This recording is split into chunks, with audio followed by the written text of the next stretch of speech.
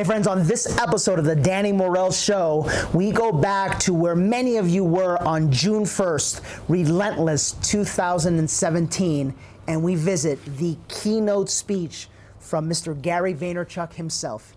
Enjoy. Ready? Guys, I want you all up for the man, the myth, the legend, Mr. Gary V!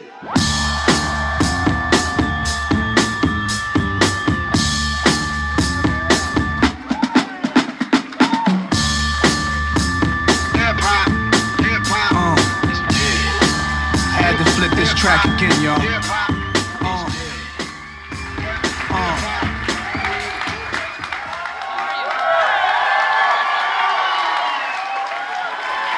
you. Thank you. Very nice. All right, let's do this. Very nice. Thank you guys so much. Super pumped to be here. Quick little 6-hour flight. This keynote and take a red eye home tonight, so hustling. Look, I think there's a lot that I want to cover. I see the mics here, so I definitely want to do some Q&A during this talk as well. I've been getting some context to the audience makeup, and so obviously a very entrepreneurial crowd. There's a lot going on. It seems like a good amount of you have some context for me. I'm sure some of you don't. But what I really want to speak about is really just the current state of things, right? Like the thing that I think will index for anybody in this room, whether today's your first day or you've been in it for a while, whether you're in a B2B environment, a B2C environment, trying to build your personal brand, trying to sell homes, trying to start an app, whatever it may be, I want to really kind of go on the things that I see that are happening that will bring the most value. And then I think through Q&A, we'll go into the stuff that brings more individual value, and I encourage you to be selfish when you get up here and ask your questions. I think the place to start with a healthy mix here of young faces and some that are not as young, along with my face that is not as young, is the following, which is for the 20-year-old crowd in here, the early 30-year-old crowd, there's a lack of context of realizing how special the environment we are in is because it's the only one you've ever known. This is what you've grown up with. You've grown up in this environment. You've grown up with the internet. And there's a lack of understanding of how ridiculously big this is. On the other hand, the people that have been successful for 10, 15, 20, 30 years, there's an understanding that all this new stuff is different, but there is the cliche fear and curiosity versus the tried and true that is super interesting. And so for me, the thing that I want to really drill home in my opening statements is the following. I really need this audience to understand that we are obnoxiously fortunate to be in this position right this minute, because actually this is fun because I know there's a lot of real estate DNA here. I genuinely view what's happening on the internet right now similar to when some of the great cities, somebody bought up New York for fucking nothing. And when I mean nothing, I mean dollars. Not millions or 100, there was human beings who actually bought, and I don't even know, this is where I wish I did a little bit better in school, but like the Louisiana Purchase was a fucking steal. And I actually genuinely think that that's what's happening on the internet right now. Now, I think it's 10 years in. The consumer internet that I'm passionate about is really only 20 years old. It was really Windows 95 that got normal people to figure out how to get onto the internet. It was AOL, right? It's really only 20 years. But the Web 2.0 into social media internet is really only a decade old. And I think everybody here now, whether it's the presidential election or Brexit or the Arab Spring or something that happened in your family amongst 8 people, I think everybody realizes now, unlike a decade ago when I was talking about this, that this is big shit. That this is not some little cable TV extension of main TV. This is not some fad, that's going to be around for a little bit. This is the fundamental shift of how human beings interact with each other, which is the currency of our lives. And so I guess the thing that I'm trying to frame up for a lot of you right now is I don't think this room, including myself, actually understands how big of an opportunity this is in whatever you care about. You sit in this room, as I do today, caring about business aspects of your life.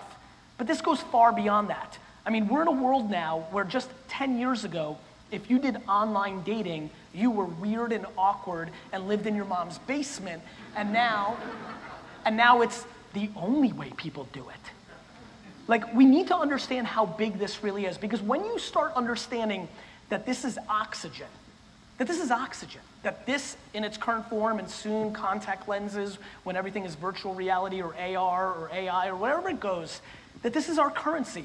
Literally, so many of you would struggle to function without your cell phone by your side. You would not realize the detox that you would actually go through if you didn't have your phone. You run to the Apple store. Run to the Apple store when you lose or break your phone. You cry for the 4-hour delay that you have to wait. So, and by the way, many of you are gonna sit as I say this right now and think it's sad. I don't. I think it's evolution. I don't think it's sad. I really don't. I think it's the thing. I think it's the thing. I think people thought a lot of things were sad, like the television and the telephone and the car. People thought things are sad always when it wasn't what they grew up with, right? There's people that said, they always think it's not important until it becomes mainstream. I'm 41 and grew up on the East Coast. Hip hop wasn't supposed to be a real thing. It is the main currency now. Like this is what always happens with humans. And so I tell you all of this because I can get into the details of what do you do on direct message on Instagram, or what does it take with work-life balance and work ethic, and how do you do Facebook ads, and all the cliche shit that I know you're gonna ask me. But before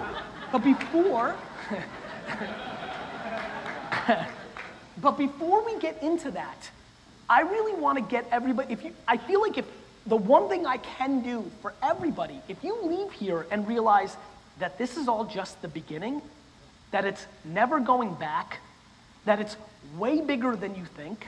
I mean, I have people email me every day selling $8 million homes from one Facebook ad. Like, this is real. Like, we're here. Like, this is not coming. This is not your 14-year-old daughter. This is now. This is happening right now. And if you haven't if there are people in this room that haven't fully committed to being relevant in the mobile device for their business, they're basically not relevant. They're trading on the history of what got them here. You're trading on the word of mouth of the people that you've done business with in the past, but that dwindles every day. And if you have any interest, how many people in this room are actually retiring in the next 5 years? And I don't mean you're gonna fucking crush it and buy an island. I mean, you're just fucking old and you're finished. How many people? 5 years, raise your hands. Love it, 5, got 1, 2, great.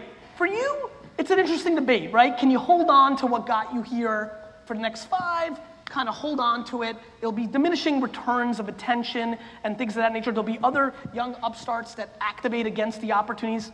But for 5 years, even though that's a long time, I actually think all the stuff that I believe in the most, you could probably hold on, right? For everybody else, this is binary. You're basically in the same position right now that every person that owned a bunch of taxi medallions and black car services did the day before Uber started.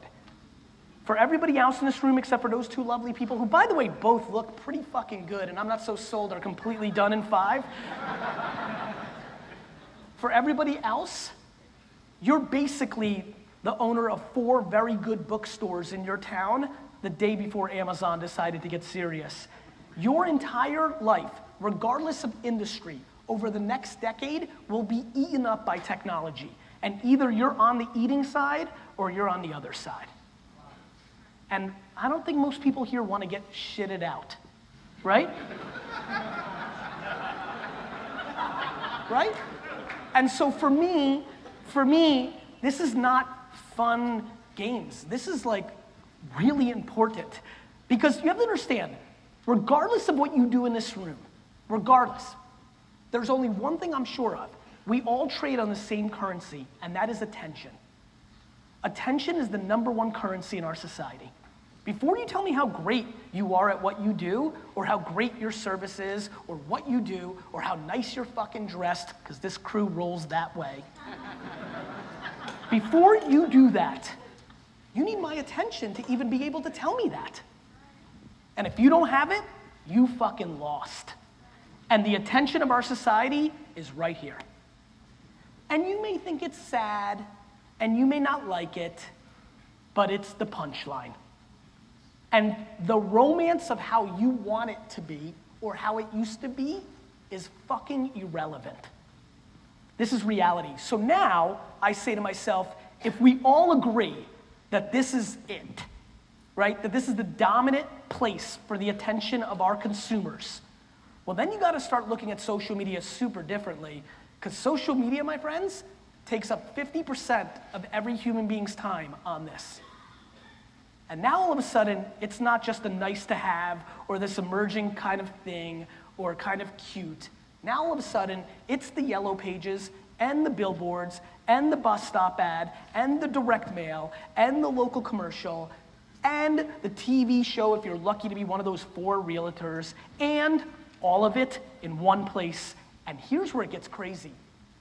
There's no gatekeepers. There's nobody in between you and the person you're trying to reach on this platform except the platforms itself, which is why Facebook's such a big company. Got it? And so this is a mindset shift. I recognize that 20 to 80% of this room is not pot committed to this environment. Even the most committed young players, and when I say young, just real quick, young mentality. It's not an age thing. There's a bunch of 27-year-olds running around like it's 1942. And there's a bunch of 61-year-olds that fucking try everything and are fucking pot committed. This is a mentality. So 20 to 80% of the people in this room, like, to me, they're just not pot committed. And for me, when I know something's happening, Google in the early days, which built Wine Library, Facebook and Instagram influencers right now, you know, I'm not a poker player, but I do know this. If you have the best hand, it's a good idea to go all in. And so we have a little window here. I've been doing my thing for 20 years. Not forever, but long enough to know this. I've only seen it twice. 2001 to 2003 Google, which, oh, by the way, Amazon and eBay built their entire businesses on the back of Google. Underpriced attention. Everything still works. Somebody raised their hand, got in line, Gary, I do direct mail and it works. Mazel tov, Rick. I know that it can still work. I just also know that you can do Facebook ads as direct mail and convert 4 times more. So you spend $10,000 for X, and I can spend $10,000 for 4 X's. It's not about what doesn't work or works anymore. It's what's underpriced and what's overpriced. Television commercials can work. It's just not fun to spend $1 million on them today compared to 1974 when we didn't have remote controls and actually fucking watched them. So this is what I think about, this is what I trade on, and we all know it's going only in one direction. The #1 job dream of every 13 to 16-year-old in America is to be a YouTuber and/or an influencer. That is literally what they want to be in their lives. This is now over. That's it. The amount of people that don't have cable is staggering. The amount of people that will never get to page 106 in a magazine to see your ad is staggering. Your car's gonna drive your anywhere you want to go for you. It's happening now. This isn't coming. Get a new Tesla. Shit does all of it. Like, this is real. And so what I don't think people know, and why I brought up the 5-year question, is if you think back to 10 years ago, we're just getting the first iPhone. Yeah. Guys, 10 years ago, none of this shit existed. YouTube and Facebook are babies and are like for very small niches. We don't have smartphones yet. Like, where do you think this is going? So what I'm fearful of is while you sit and debate if you should be doing Facebook or Instagram influencers or Snapchat or have a blog or sort of vlog or do a podcast, while you sit and debate this minor leagues shit, which is right now the major leagues. The majors are coming. What are you gonna do about Alexa skills when people are like, Alexa, I wanna go to open houses, and Alexa tells you which open houses you're going to. And if you're not playing there, where are you, right? Like, where are you? Because what I'm most worried about is I'm worried about all of your digital DNA. If you're pushing against this shit, you're really gonna get ran over in the next decade. You'll never be good at augmented reality if you weren't good at Facebook. I mean, right? I mean, like, how are you ever gonna be ready for the next shit if you're still fighting this and like super pumped to like spend your money on a fucking bench ad?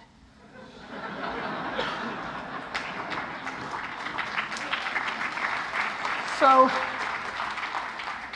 I guess where my energy is clearly going, since I never really know what the fuck I'm gonna talk about, is I think the stakes are higher than you think.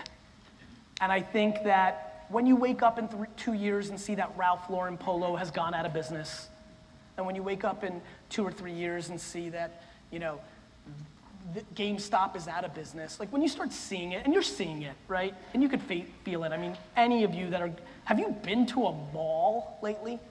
I mean, shit is sad, right?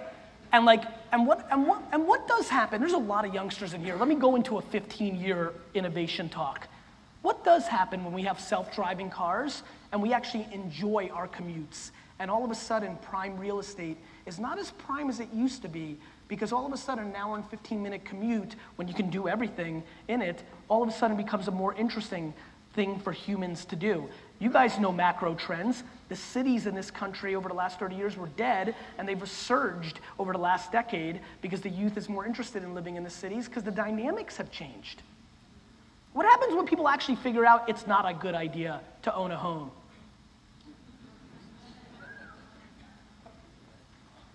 Because the math is super intriguing and the game's changing. And so I really want to push everybody to understand this is big stakes. This isn't, how am I going to build my personal brand on Instagram, Gary? I don't give a fuck, Ralph.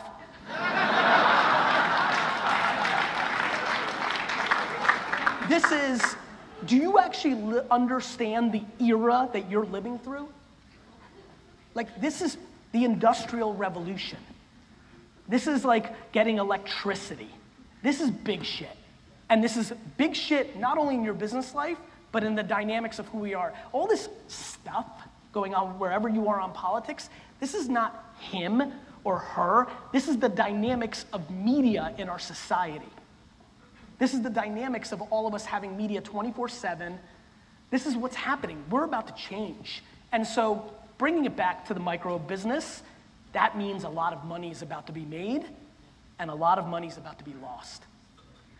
And what I haven't figured out is how many of you are willing to draw a line in the sand and say that you hate all this technology stuff and aren't willing to put in the 20 hours to read and watch videos to educate yourself out of your raw emotion when it's gonna wipe you out. And I think that's awesome. I think you deserve to go directly out of business if you're not willing to put in the work. I do. If you're wrong about what's about to happen and you weren't willing to put in the work, you deserve to lose. And so that's what's gonna happen. And so I would say this, please understand that this is the beginning.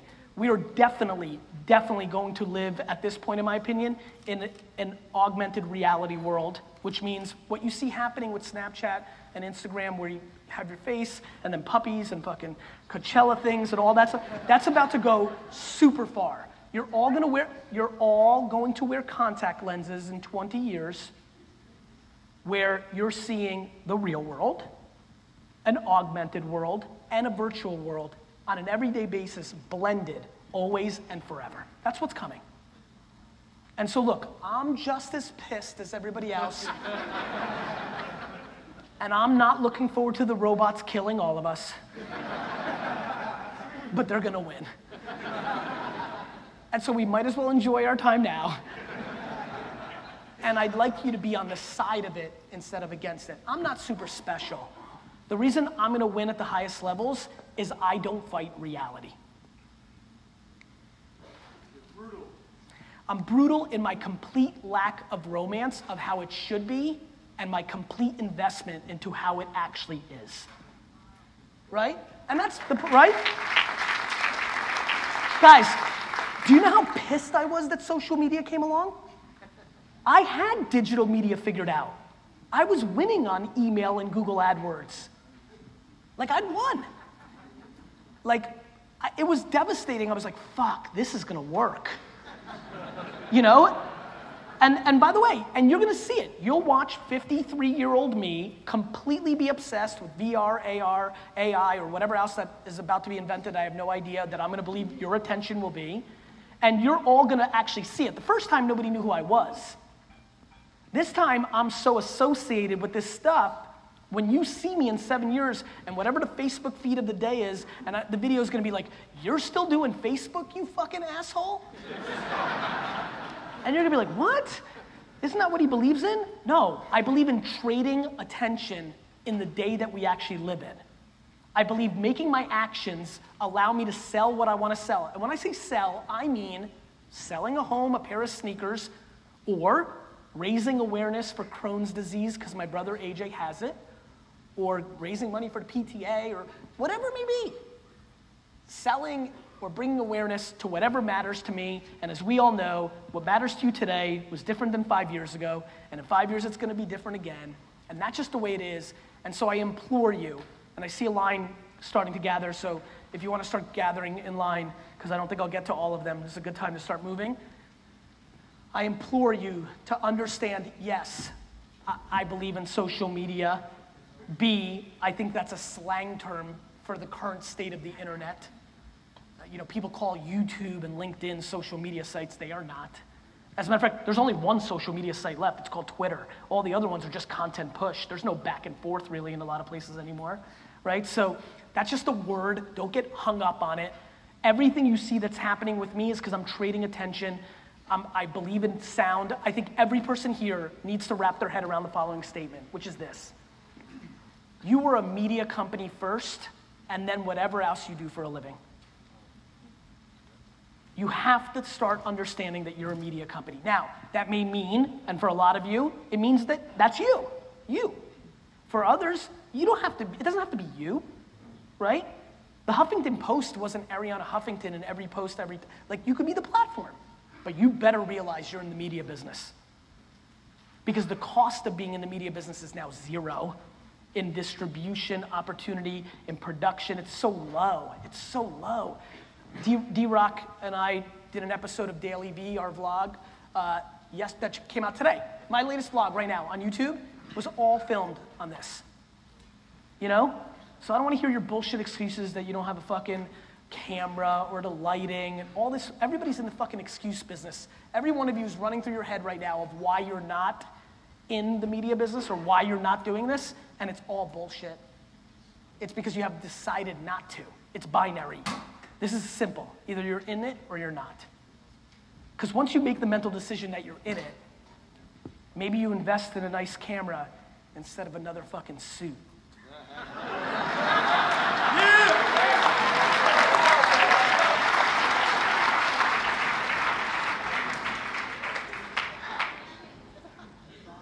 I think it's on. How are you? Do you guys have to turn this on, or let's see what happens? There we go. There we go. Hey, Gary, I'm Rich from Austin. Number one, I'm a retired attack helicopter pilot for the Marines, and I brought a patch for you. Awesome. For you and D-Rock. Can I bring these to you? Yeah. Thank you. Thanks for your service, brother. Thank you. Thanks so much. Tell you a story about this one. Okay, please. All right, so real quick, I know there's a line. So I work full time. I don't have time to do what I want to do yet. My plan is this. Another pilot and I want to get together, and we want to go around to successful veterans in all types of industries that we know and interview them for free. All right? I don't need your fucking money. I don't need anything. I want to show veterans who are going to transition, because it's incredibly difficult. And there's another problem. There's also a group of veterans that think they're entitled as shit. All right? Yeah, and we need to right. dispel both those rumors. That's right. So what I want to do is go, interview, and just paint the picture like, hey, here's what you can be. The only thing that's not allowing me to execute, and I'm overanalyzing, Danny, for sure, is that I want them to be authentic. Take the risk. Everybody's scared to waste time when time is your #1 asset that you have. So go interview Charles, and then 3/4 of the way you're like, fuck, this guy's so full of shit, and don't show it. Yeah. That's right. So what I mean is, I guess part of the vulgarity is authenticity is what attracted me to you. I was like, holy shit, I've never seen a guy like this. Yeah. And I don't want them to hide behind whatever logo they work for or whatever. Yeah. And them not to see the real picture. I want them to know, like, hey, there's still that guy or gal in uniform there, right there. Yeah. You know what I mean? So I'm not sure. How about financially? Can you do it now? Because I have a really good idea. That's why I'm asking. I collect retirement, so that's good. And then my full-time job is great. I would have limited time, but my partner and I want to go probably 3 or 4 interviews a month. Just fly out to wherever and do what we got to do. Great. So, I mean, your ability to get a sponsor for this is very high. Like, most businesses can't get a sponsor on spec, but because of the subject matter, literally, if you just cold emailed the top 1,000 corporations in America, you'd probably make so much sponsorship money, you'd be like, fuck. Anyway, I think, you know, I mean, I don't think that's valid, what you said. Okay. Just go do the interview. Do your best. Okay. Like, maybe get an extra sponsor to hire somebody to vet people so they can really vet. But, like, that's not scary. Okay. Because then you just don't have to show it. Yeah. You know, it would suck to fly somewhere and it didn't work out, but you can hire an intern or a $38,000 a year employee who could do ridiculous research on anybody to get you to 3rd and a half base, and then you watch something for 10 minutes and make a gut decision. Thank you so much. You're welcome. What's up, bro? How are you? So you did a video on sales versus marketing? Yes. About a month ago. Yes. So my question to you, and you alluded to it earlier when you said, you know, what happens if people decide they don't want to buy a house anymore? I'm in direct sales, been in direct sales for 7 years, and I know a lot of people in this room are. My question is, where in the future, say 5 to 10 years in the future from now, where are you pushing your chips? Are you pushing it into sales, or are you pushing it into marketing? Reason I'm asking is, you know, with Amazon and your boy Jeff Bezos and Tesla, they don't do tons and tons of, they don't spend tons and tons of money on marketing or on advertising. I don't think, I don't know. Sorry. They do. They do, okay. So my question, I guess, is... They both work. They both work? They both work. Right, they both work. They're the 2 foundations of how shit gets done.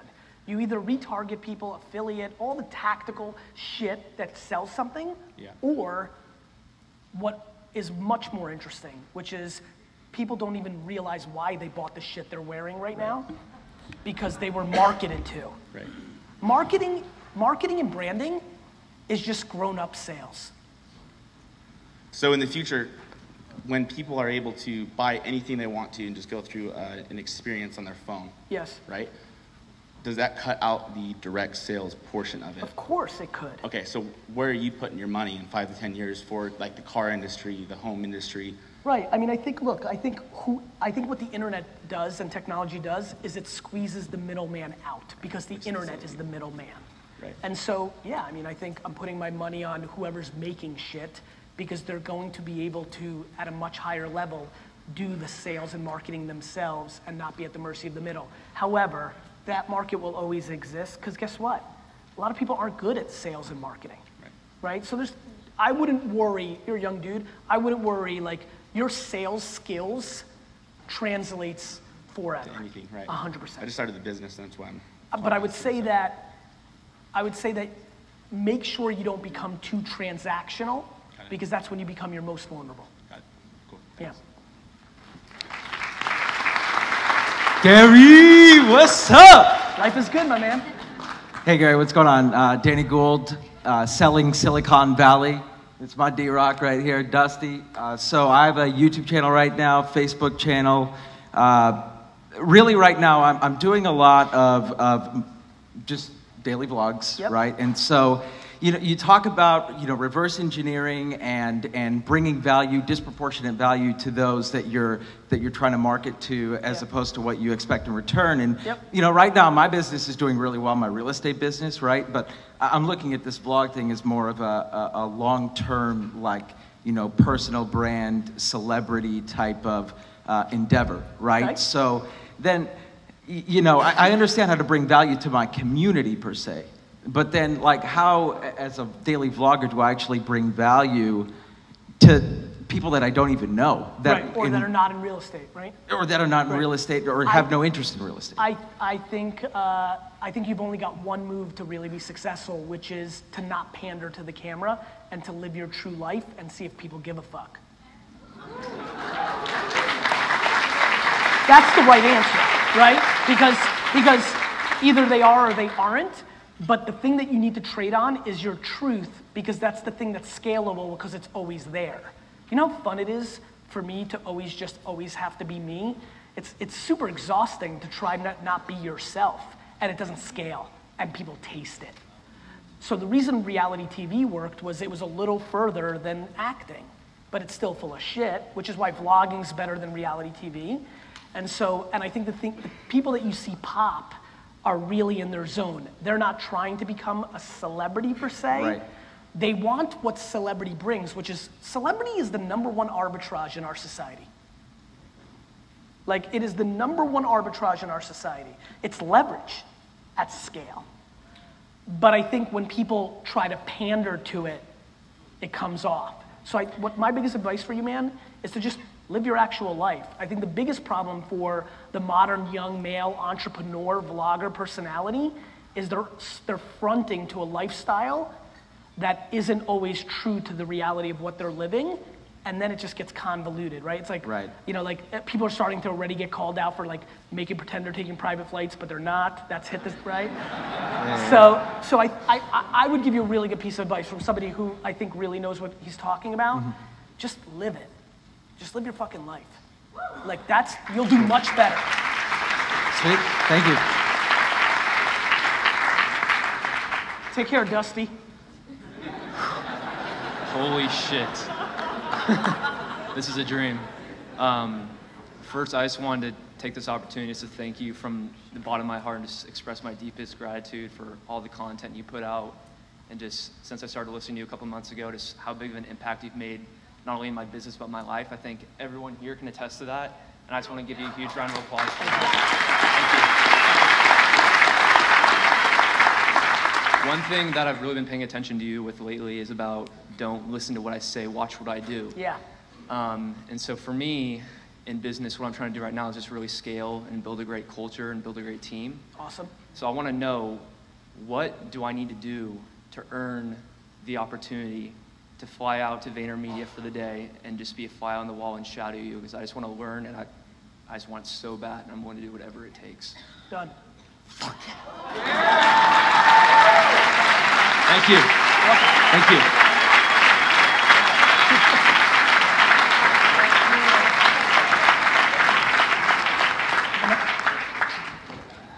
How's it going, Gary? Right, you don't get it if you don't ask. My name's Mike. That was pretty freaking awesome what you just did for that guy. You're probably gonna change his life. So I'm a real estate agent with Intero. I just want to know Probably my favorite thing about the real estate industry is the team dynamics, right? So what's the future for real estate agent? You think we're gonna be taken out by? I don't think so. Humans are not going anywhere until the robots kill us. So here's how I think about it. I think there's a tidal wave of technology coming. I framed that up, right? But I don't think it wipes out humans. I think it wipes out humans that decide not to get their surfboard and jump on it. Right. So I think what's gonna happen to real estate agents is, first of all, the real estate industry is fascinating because it reminds me, the tech industry, the startup tech world now reminds me a lot of real estate now that I've been in it, because the real estate industry has cycles when it's so good that losers win. And it's just true. It's just true. And so, but it's not just the real estate industry. Wall Street has that. The tech industry has it. But it is extreme in real estate because the crashes are extreme. Right. Right? So I think I would tell you, far more scary to me than what's happening with technology and real estate is people's blind belief that it's always going to be good and they over leverage themselves. I'm just so fascinated by, and when I say over leveraged, there's people that buy up stuff and you're over leveraged and you have debt. And then there's just people that are just selling and making commissions, but they're over leveraging themselves in the way they're treating their lifestyle.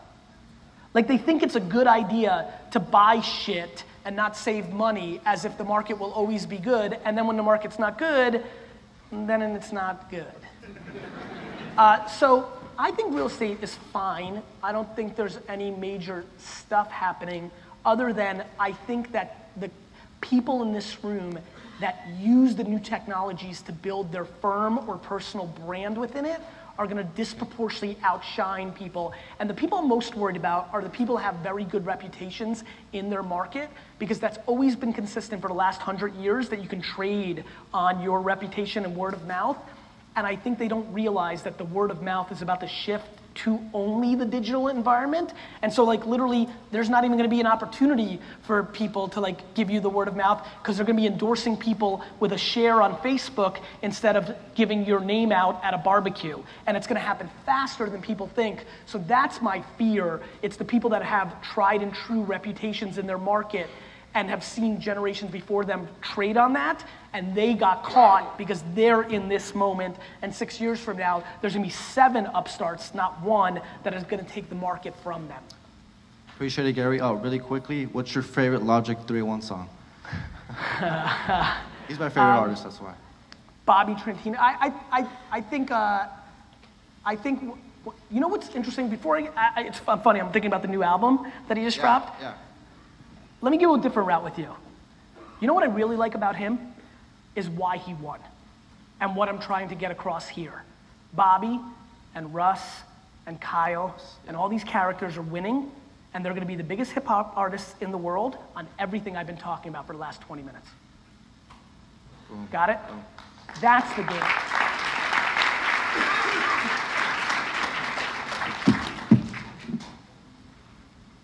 Wow. What's up, Gary? So I'm 23 years old, entrepreneur. I believe it's in my DNA, and you've really made me question that. So the reason why I wanted to ask you this question, been kind of holding out. Every one of us in this room has to battle mental strength, right? Sure. Like when shit hits the fan, your bank accounts are negative, it's your third failure, right? Like what do you do? So we hold on to the optimism, right? And that comes from mental strength. 100%, especially when your optimism is blind and doesn't have practicality wired into it. So my question for you is, if you are an entrepreneur and it's in your DNA, and you listen to your intuition, and that's what gives you your optimism, how do you create the difference between mental strength as the source or intuition as the source? You have to make sure that your intuition is speaking, not your delusion. Right? That's the key. And and by the way, they're kissing cousins. Yeah. So here's what I would say. I would say that in my delusion, I'm an athlete. Right? Like I want to be, I've got competitive spirit, I'm a good team captain type. There's a lot of things there, but going onto the playing field, I'm gonna consistently lose at the highest levels and can't make a living doing it. So here's what I would say. I don't want you to, at 23, first of all, at 23, you're golden, right? You're golden because you could literally do nothing right for the next 7 years and still be young as fuck. The only piece of advice I'm gonna give you is do not collect debt. And so if you have already, and you have credit card debt or what have you, do you or don't you? I mean, minimal. AR is above debt, so your balances out, right? Get rid of that. Like go work at fucking 7-Eleven. I don't give a fuck, get rid of that. Get rid of that. Never buy another thing in your life and live with 9 dudes and do your entrepreneurial thing for the next decade. Cool. Thanks, Gary. How you doing, Gary? Really good. Excited to see you, man. I watch your videos all the time. Thank you. I have a brand called Next to Get. Next to Get's all about taking action. Yep. You can't be next to get unless you take action. Yep. So I know you love the Jets. I do. So I got you a shirt that says Next to Get the New York Jets. I love it. I'll wear it. Give it to me.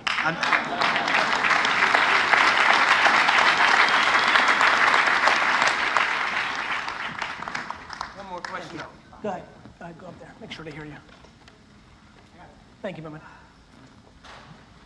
Thanks, Dan. So I know you say when you get the Jets, that's going to be like the worst day of your life. Yes.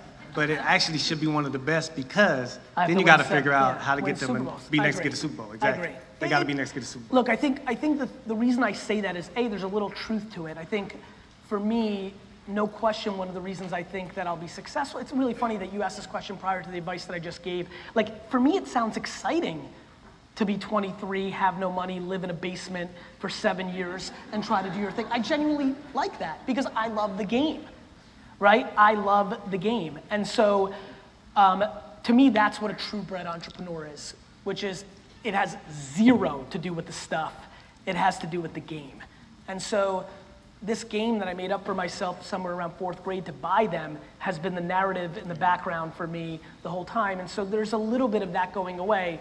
But at the same token, the reason I talk about it is I don't want people to get confused. I want them to realize that if you fall in love with the journey, that is the ultimate gift in our lives. Absolutely. Because that's happiness, right? Like we're spending so much time at work. Like when you actually just get practical and look at the data, the amount of time that you will all spend in your careers as a percentage to your overall time on earth is extraordinarily high. So it's super important to make that something about more than dollars if you're unhappy. If you're neutral and money's there, awesome. I'm just scared of people that complain, that's all. I would tell you that 98% of my advice is for people that complain. Why in the world would I have advice for you if you're good? Like, you're good. So one more thing I have to ask is, I would love to be able to meet with you and maybe you can become a mentor or a business partner. I know you can help me grow. There's no shot. I gotta ask. Gotta ask. I just don't have that bandwidth. I get you. Like that dude that got lucky and got the first thing and is gonna come to visit Vayner, I'll see him for 4.8 seconds. That's all right. You know, like, and it might turn into 19 minutes or it might turn into 4 hours, but like, I never want to bullshit somebody. And the one thing I don't have is time. Gotcha. Time is everything. It's why the mobile device is so important. It's saving you time. Check me out at Next to Get. Check me out. I will. Yo, Gary, how are you feeling today? Phenomenal. That's great to hear. It's awesome just talking to you. Thank you. I've been following your content for the last year or so. Thank you. And you taught me what hustle really was. I thought I was working. I own my business for the last 4 years. I'm 20 years old now. So I started speaking on teen suicide prevention when I was 16. Love it. After some experience I went through. And right now I'm really growing my media. And I'm really focusing on being a media company. So I started podcasting. And the question I have is with daily vlogging. Yes. So this might also, D-Rock might jump in, but I'm logistically thinking of daily vlogging. And what's the process of your daily vlog getting up on YouTube? Do you post it the day after you film it? Is it the next week? We've done a bunch of stuff. I think the first couple of weeks, it took us like 3 days. Then we went through a long period of doing it the next day. Okay. And now we're like on a 2-day delay, even though we have more people. I mean, D-Rock went through a hardcore year of like filming the whole thing and then having to edit it and getting it out the next day. I think you can do anything. I mean, I think you can't cripple yourself, right?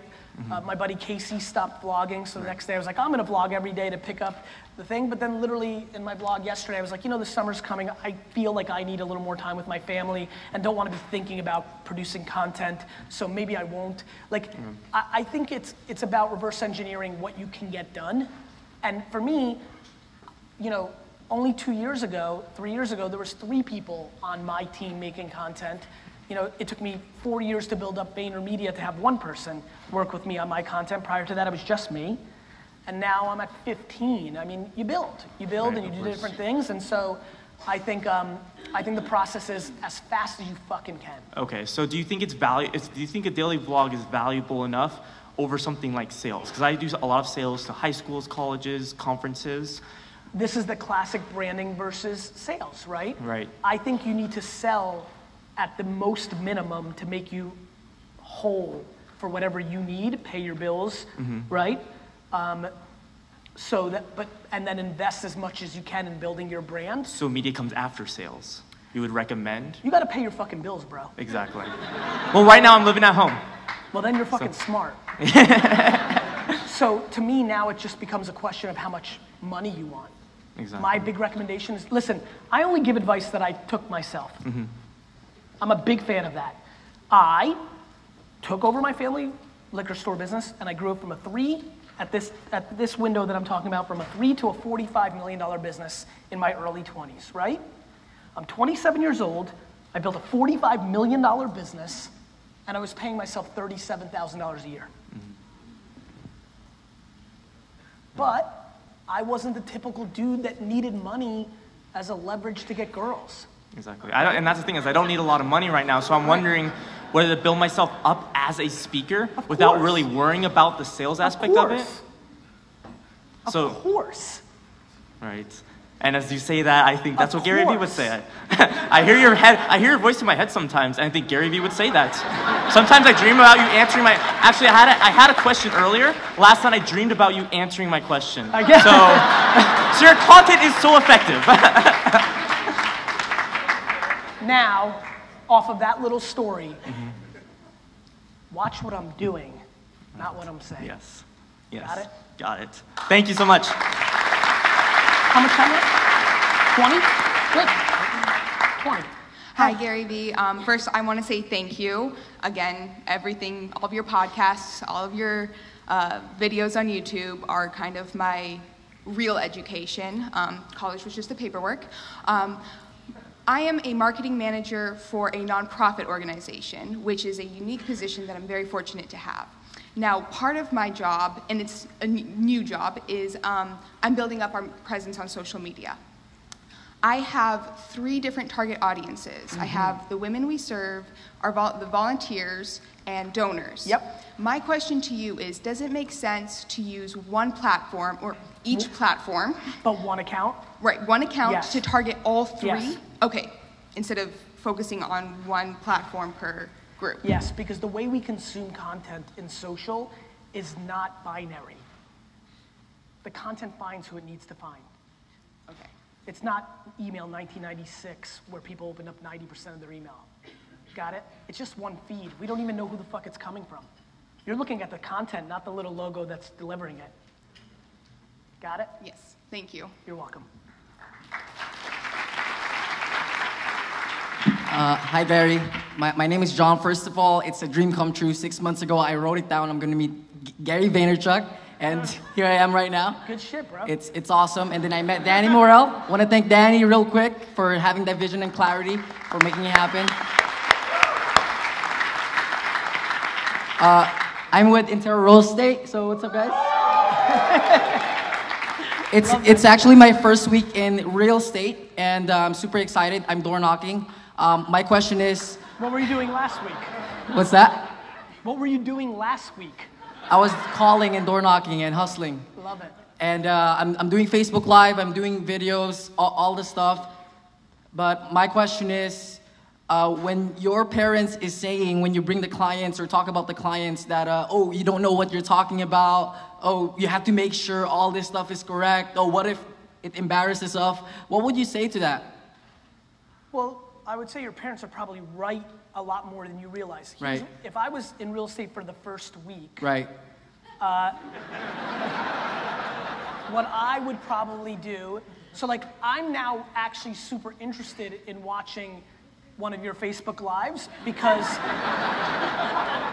what I'm curious about is, are you faking it till you make it, or are you documenting the journey of a young man trying to learn the industry? My intuition is number one. What I would do if I was in week 1, what team were you on again? Let me see all the people that wooed again. Me, if I was standing there, I would straddle up real close to all those wooing people and spend 1 year shutting the fuck up and listening. Me. Because then you'll learn. You'll taste. Then you'll know what to say.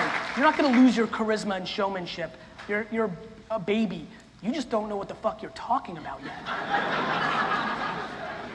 I have a follow-up question. Should I keep doing Instagram stories just documenting and... Dude, I think it's far more interesting. It was the advice I gave that other young man. Tell your truth. A lot of, you know, you may lose a lot of people who are like, I'm not going with this dude on his 3rd week. But if you're actually running a marathon, in 6 years, you could have everybody who's buying their first house. Thanks, Gary. Appreciate it.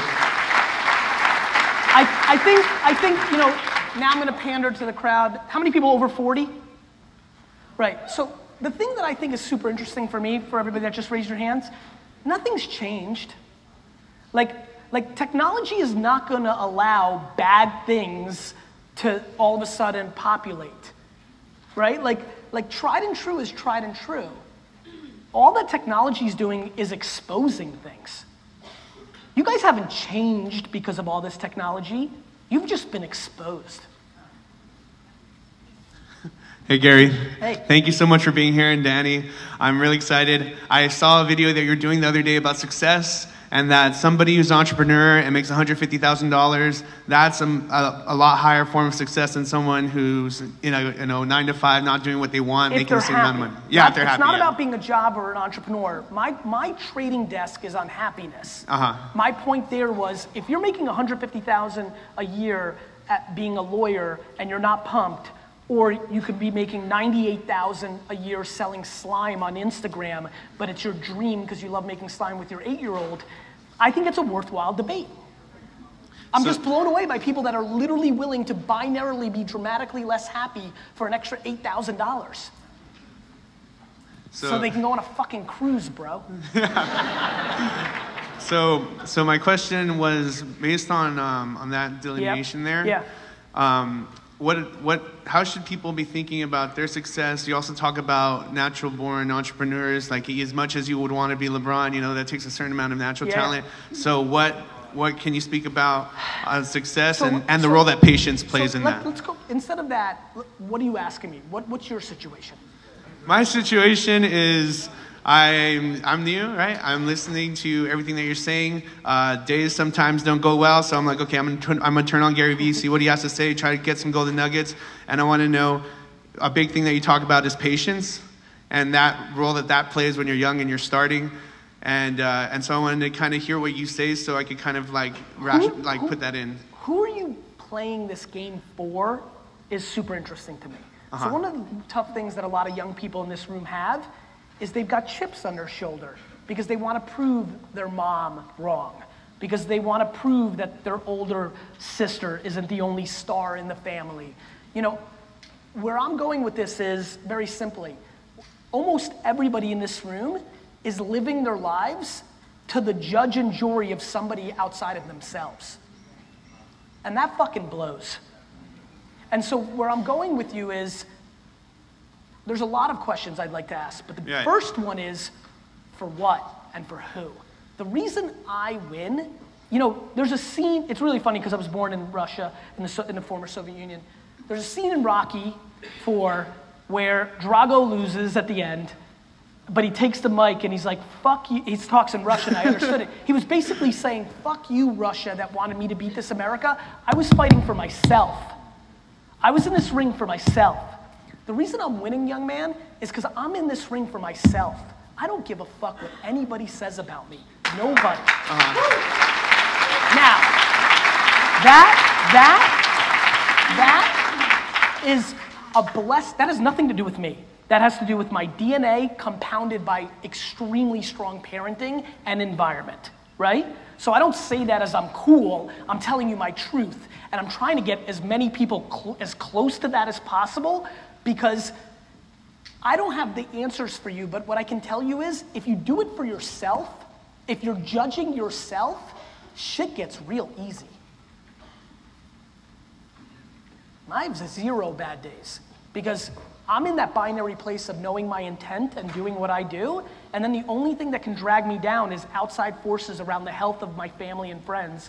And luckily for me, the far majority of those days aren't going to be the critical days where I lose some of them, right? That's it, man. Like, what are you trying to do? Is it about the money? Is it about proving something to somebody? Because if you're trying to prove it to yourself, you have your whole life to do that. You have your whole life to do that. Guys, life, As a lot of you know, I love football. Let's call it 80 years. It's getting better, even closer to 90. Just break them down in 4 quarters. Like, do you really, this is why I hate flashy 25-year-old young entrepreneurs. Do you really want to be up 21-0 in the second quarter and lose 37-28? Because you sure are acting like it. So that's what I'm intrigued by, bro. So what am I? Are you asking me the question, or that's it? I mean, I'm confused, man. I'm asking you to figure out who the judge. All right. Yeah, go ahead. Last question. I do a video every day, 30 seconds or less, with people and their favorite quotes. Can I do them with you before we leave? Yep. Yes. All right. Thank you. Can I give you my card? Sure. Hi. Thank you so much. Nice to meet you. Didn't realize I was coming to Right Hook Con. So, Go ahead. So I'm not a real estate agent. I own my own clothing company. My company turned 5 yesterday. So Congrats. Thank you. We're a wholesale company, and my target audience actually is women over 40. Okay. And we do. Yeah, I'm a female over 40, motherfuckers. So we're wholesale, and we sell to a bunch of different stores. We are very successful in wholesale. And Are you doing direct to consumer yet? we have a very small part of our business, only about 5% of our business that's sold.com. Are you but trying our to grow that? Yes, our challenge is our demographic buying online. I know Snapchat and Instagram and Facebook, the younger generation, they buy online. That's You know not you're a problem. completely out of your mind, right? Like, completely. Well, we've done surveys. We've asked our customers. Fuck your surveys. I'm trying to figure out what the best platform is for my age range. Facebook. And converting that to a Facebook store. Or No. selling it. Driving them to your .com. Like, do you know how much fashion is sold to 40 to 60-year-old women in e-commerce in this country? A lot. Okay, because you just told me your demo is not doing that. Do you know what I mean? You're just, you might not know how to do that. That's my challenge. I don't know No how to shit. on the wholesale side, yes, we know that part, but on the retail end of it, it's just trying to figure out what best avenue You need to invest your money into bringing somebody who has a .com, direct-to-consumer, fashion female background, and let her or him be your director of e-com, direct-to-consumer, and go do your thing. You're making it convenient to your strengths and weaknesses, which is the quickest way to go out of business. And that's not. You know what I mean? the plan. Yeah. So I think you know that. I can tell. So I don't know your business, but I would make a little less money and immediately hire somebody who can flat out and call references. Go hire somebody who's sold, to that lovely lady on the internet, and then hire them, and then and then when you hire them, don't go, okay, great, I got Ricky or Sally, and go do your thing.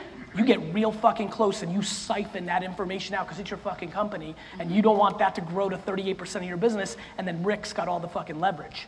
Right.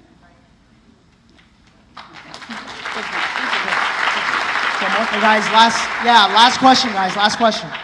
Sorry, everybody in line. Yeah, sorry. He's a real dick. Hey, my name's Delister.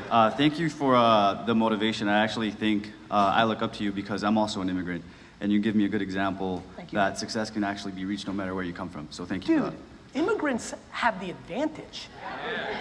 Absolutely. They really do. And by the way, American-born people dominate, but the advantage is we know the alternative. My kids are fucking gonna be losers. Like, it's just hard when you've got it and don't work for it. So I'm glad that's the case, but I want you to realize how good of an advantage you actually have. Yeah, actually, my youngest brothers actually tell me all the time. They say, well, you just work harder because you're an immigrant and you have the immigrant mentality. And you should look them dead in the face and say, that's right, motherfucker. I'm actually recording it, so you'll hear it for sure. And then also tell them that you're also working smarter. Now what, dick? It's all right here. I hate that fucking argument. Gary, yeah, it's cool, you hustle, but I work smart. Me too, dick face, now what? Yeah, I do both. So here's my situation. I recently started a business on my own. Good for you. Thank you. And so it's been going pretty well. It's a retail business. It's a brick and mortar business. And I know that you actually talk about how brick and mortars are possibly going out of business soon. If their economics are too tied into unrealistic leases and they don't have alternatives, right? So remember how I said like everything in media can work, it's what's underpriced and overpriced? Retail is not gonna die, people. It's just, retailers are not gonna pay $87 a square foot when the way we buy now, it should be 61. Got it? Got it. And instead of spending their money on fixtures, they may allocate 25% of their space for you to drink coffee or for a band to be there. They're gonna need to draw, they're gonna have to change. This is all about change. So that's what's on my mind. Keep going. So my thing is, I have an opportunity now, because the business is doing well, to expand into a second location, which is also a brick and mortar. But my Let me give you a good piece of advice. Yeah. Make whatever projections you have or whatever your business is currently doing, just siphon out 20% of it. Like just pretend you lost 20% of it, and if the math works, then go for it. Okay. Got it? Got it. Just anticipate the decline. The 20% decline, is that over That's a my specific... intuition that the macroeconomic climates of what retail is doing will affect you. You may not even ever feel that. You may feel 50% of it, but you can't be blind. Well, what do you sell? I sell fitness supplements. Yeah, fuck, man. Like, people buy that shit at scale on the internet. So like, don't get fucking crazy. Like, keep that in mind. Yeah, so I sell this stuff online as well. So my question was whether I should take the second brick and mortar store and continue doing business online, or if I should just take that full lump of money that I would invest into a brick and mortar store, which got me here in the first place, and just take it all and invest it in my e-commerce. What gets you somewhere is irrelevant to where you're going. Got it. Got it? Perfect. So I think you know the answer. You don't need to pay homage to that fucking store that got you there. Gotcha. Okay. And then this other question too is kind of interesting. No, that's it. Oh. It's not fair to I told everybody you he was else. a dick. All right, well, thank you. Yeah, that's it. Thank you. You know what? Gold digger, because I like that. One more, go. Thank you. Is it all right if I get a picture with you, Gary? Good. You made me, you helped me realize that I need to quit my job selling cars so I can actually go into business for myself. So I'd like to thank you for that. And I'd really like a picture with you. Come on, no, get up here. Come on. You can come up and you can ask. Go ahead. Oh, you're taking a picture. Got it. Okay. Nice to meet you. Good luck. Hi, Gary. Oh my gosh. Okay. I came down here from Northern California just to say thank you for all of the content you put out, because I found you when I was at a really tumultuous part of my life, and my life just being like fully accountable and just not going for perfect, just getting myself, just getting it done and just making micro adjustments has just quantifiably made my life so much better, and I just wanted to say thank you. You're welcome. Can I take a selfie too?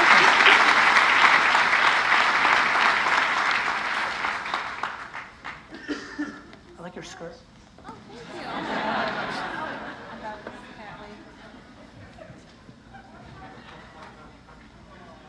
Awesome. Awesome. Give Gary a round of applause, everybody. Thank you so much. So, hold on. I gotta tell you guys a little story. You know, it was kind of awesome because you know, last night I highly respect this guy, and I'm gonna tell you why. Because you know, I had this illusion that, I mean, I know he says he works hard, but I mean, I didn't really understand how hard he works. So I'm thinking, if I'm gonna do an event, I'm gonna fly in the night before, you know, relax, hang out for a little bit, wake up the next day, maybe I'll do a little workout, you know what I'm saying? And maybe do some work in the room, and then when it's time for me to speak, then I come up and speak. You know, that's normal, right? Well, last night I noticed on his Instagram story, I'm like, fuck, he's not on an airplane yet. And then this morning, you know, and I'm stressing, I was like, the money went through, right? Because I mean, So it was a lot of money, right? And I'm stressing. I'm watching D-Rock and I'm watching Gary and I'm watching both of them, and they're still not like on their way to the airport, right? And then it was like literally like 10 o'clock a.m. and I finally see you guys on your way to the airport. I get off stage and the dudes are literally walking in from taking maybe a 3-minute shower. We sit down on our podcast, and afterwards we're just kind of shooting the shit, and the podcast is done, which went fantastic, by the way. And I go, so what's up? What are you guys are doing after? Because I'm ready to like invite him to my house to come barbecue, hang out, have a party, relax. He goes, oh, I'm gonna hop on a plane. I got a red eye. Like, the guy literally woke up this morning, got on a plane, flew here, talked for a little bit, is gonna get on a plane and go back. Like, that's legit, people. That's legit. So give him a round of applause for that. Thank you. Take a red eye, land in New York, drive an hour in New York early morning traffic, take a quick shower, and then go do a 11-hour day, and then hop on a flight and fly to Ghana. Oh. I'm Pencils of Promise. I'm part of a nonprofit called Pencils of Promise, so I'm gonna go build some schools, check on what we're doing. Yeah. Thank you. Hold on. Oh. Secondly, I have to say something. I want to take a moment to say thank you to all of you guys, because I know Gary Vee represents something different to each and every one of you guys, but for me personally, what it represents is a sign of my intense commitment to go all in. To go all in, right? And when I say that, it's to go all in all of you, and all in our journey together, and all in the growth that we're about to have. So I'm going to commit right now. He's going to come back. I'm going to, on Monday, call the agency, and I'm going to book him again for next year. D-Rock, raise the price. Yeah? No. So I'm going to do that now because I know the price is going up. All right? Arbitrage. Yeah? Arbitrage. And then lastly, if everybody gets a damn picture, I want a picture. That's a good point. Let's do a huge selfie, everybody. Sound good, everybody?